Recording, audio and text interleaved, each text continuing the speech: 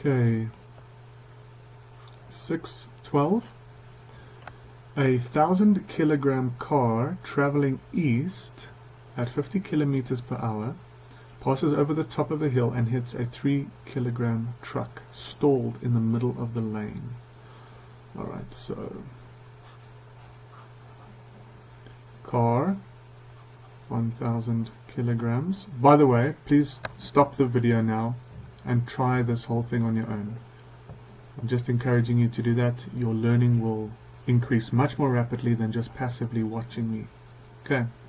Alright, so the car is traveling at 50 kilometers per hour. Now, I leave this up to you as an exercise. This is 13.9 meters per second. Make sure you understand that.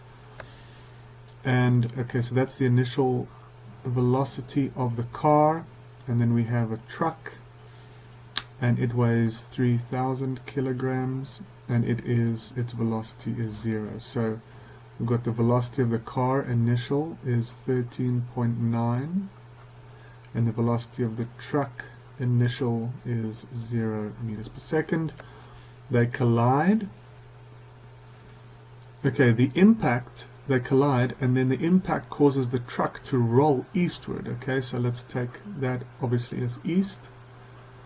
Okay, so they go boom, and then the truck moves eastward at 15 kilometers per hour, which if you convert it, 4.17 meters per second. Okay, so that's velocity of the truck final. And then the car also, it then also has a final velocity, but we don't know what that is. Okay, so the question is A, what is the coefficient of restitution for the collision? Okay, this is a relatively straightforward problem. So A, coefficient of restitution is negative V, doesn't really matter which one you choose, but we can choose V car final minus V in brackets, right? V truck final over V car initial minus V truck initial. So as you can see, we're looking for E, which is our coefficient of restitution. We don't have V car final, but we've got these three. Okay, so how are we going to calculate these three? Well, we know that it's an isolated system, conservation of momentum. We can say mass car V car initial plus M truck V truck initial is M car V car final plus M truck V truck final. Okay, this is 1,000 times 13.9. This is 0 because the truck's initial speed was 0. This is 1,000 times V car final. This is what you're looking for. And the truck was 4.17 times, oh no, sorry. That's the speed, okay. Let me just redo it. 3,000 times 4.17. Okay, you go and solve for V car final, and you get 1.39 meters per second. Okay, moving in that direction. Okay, so it's not a completely inelastic or totally inelastic collision. It's an elastic collision. Okay, nevertheless, well, actually we don't know. I shouldn't even be saying that. We don't know. You take this value, right? We put it into there, and we substitute that is 0. This sorry, that one was 14. Keep making that mistake. 4.17. This is 1.39. This was 13.9, and this was 0. Compute that, you get 0.2, which is an inelastic collision. Okay, and now this is important for the rest of this problem. Okay guys, you should have gotten that no problems Okay, point 2, inelastic. This is a very important lesson for us to learn, which we'll see later. Okay, so keep this in mind. All right, now the next question is, during the collision, how much kinetic energy is converted to internal energy? How much kinetic energy is converted to internal energy? Okay, so we're looking for converted energy. B, in the Earth reference frame, this is the reference frame we're looking at it currently, and C, in a reference frame moving at 5 kilometers eastward. So now we're going to look at this in two different reference frames. Okay, so let's look. So how much is converted? How much is converted to internal energy? So basically the way we're going to do this is we're going to say, well, I have my initial kinetic energy, and then I calculate my final kinetic energy. So the amount that gets converted is equal to my K final minus K initial. Another way of computing this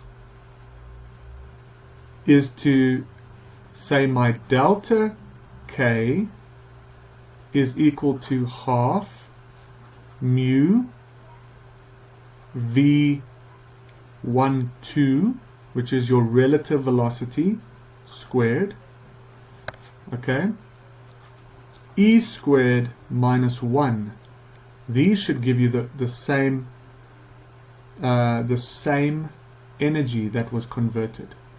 Okay, so let me just check quickly. This equation here is 6.43 delta K. Okay, so let's look at this one. What is my K initial in my Earth reference frame? It is equal to, sorry if you hear my little boy making noise in the background. I am at home, of course, making these videos for you. Okay, so K initial is the initial energy of the system, which initially it was just that car moving at 13.9 meters per second. So it's the initial velocity of the car squared. And if we compute this, we get 96.6 kilojoules. Just make sure you get that right. K final is half m car v car final squared plus half m truck v truck final squared.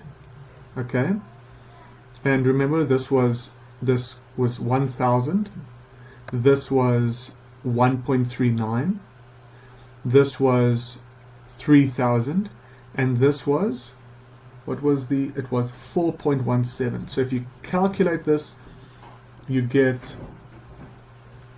27 kilojoules.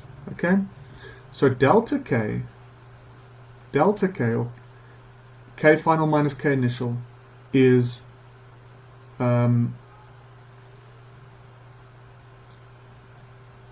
going to be 69 kilojoules. Okay, so we've got this drop. We've got a drop of 69 kilojoules. So 27 minus 96, it's minus 69, but we've got this drop of 69 kilojoules. Okay, so this is the amount, 69 kilojoules is the amount that was converted to internal energy.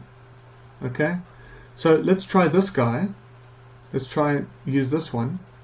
So delta K is equal to a half. How do we calculate mu? Remember, it's m1 m2, or m car m truck over m car plus m truck. And what was the initial relative velocity? Remember, this is initial, right? This was 13.9 squared. Why? Because the car was going at 13.9 and the truck was at 0. So that was the initial relative velocity. We square that. What is E? It's 0.2 squared minus 1. Okay? So you put all of this in, you should get also 69 kilojoules. Okay, so those are the two different ways. Now we get to the next question, which is to look at it in a new reference frame where the reference frame is moving 5 kilometers per hour. No, sorry. 5 meters per second. Let's just go back to the question. Where have I put that question? Okay.